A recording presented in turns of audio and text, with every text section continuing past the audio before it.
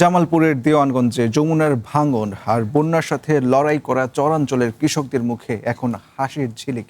পতিত জমিতে আগাম জাতের উচ্চ ফলনশীল ভুট্টা চাষে ভাগ্য বদলাচ্ছে 4 শতাধিক কৃষকের। নদী ভাঙনে নিঃস্ব মানুষেরাই চরের কৃষিতে বিপ্লব ঘটাচ্ছে। জামালপুরের দেওয়ানগঞ্জ উপজেলার চুকাইবাড়ি ইউনিয়ন যমুনার করাল পাশে প্রতিনিয়তই ছোট হয়ে আসছে মানচিত্র। ঘরবাড়ি আর ফসলি জমি হারিয়ে নিঃস্ব মানুষগুলোর সামনে এখন নতুন আশা হয়ে জেগেছে টিনের চর। বিশাল পতিত জমিকে কাজে লাগিয়ে আর্থিক নিরাপত্তা নিশ্চিত করতে কাজ করছে ব্র্যাকের জলবায়ু পরিবর্তন কর্মসূচি। এই বীজটা যে পাইছি ব্র্যাক থেকে, এই বীজটা খুব উন্নত মানের বীজ। এই ভুট্টা আগাম জাতের ভুট্টা হিসেবে ব্র্যাক থেকে আমাদের ভালো পরামর্শ দিয়েছে, বীজ দিয়েছে। সেই বীজ দিয়ে আমরা ভুট্টা আবাদ করে অনেক লাভবানের আশায় আছি। 50-55 মন পাবো আর কি।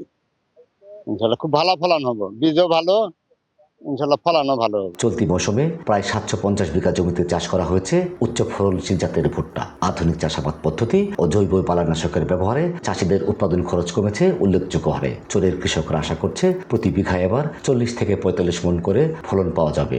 বিষমুক্ত সবজি এবং ফসল উৎপাদন করতে তারা প্রশিক্ষণ হচ্ছে এবং পাচ্ছে, এবং এর পাশাপাশি তারা তাদের উৎপাদন যেমন উন্নত করতে পারছে, তেমন তাদের দক্ষতার বৃদ্ধির মাধ্যমে তাদের জীবনমান আরো বৃদ্ধি পাচ্ছে। দেওয়ানগঞ্জ যেহেতু একটি বন্যা প্রবণ এলাকা, এখানে আমরা বন্যা সহিষ্ণু কিছু জাত সম্প্রসারণ করতেছি। আমরা গভর্নমেন্ট থেকে করতেছি এবং কিছু এনজিও থেকেও, ব্র্যাকের মধ্যে কিছু এনজিও তারাও কিন্তু কিছু জলবায়ু সহনশীল যে বন্যা সহনশীল জাতগুলো সম্প্রসারণ করতেছে। আবার বন্যা আসার আগেই যেন পেকে যায় এমন, অর্থাৎ লাইফ সাইকেল কম, শর্ট ডিউরেশন কিছু জাতগুলো সম্প্রসারণের কাজ আমরা জিও এনজিও মিলে করতেছি, যাতে বন্যা আসার আগে কৃষকরা ফসলটা গড়ে তুলতে পারে।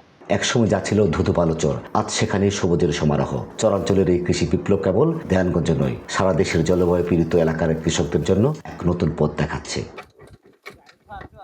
তানভীর আহমেদ হীরা, ওয়ান নিউজ, জামালপুর।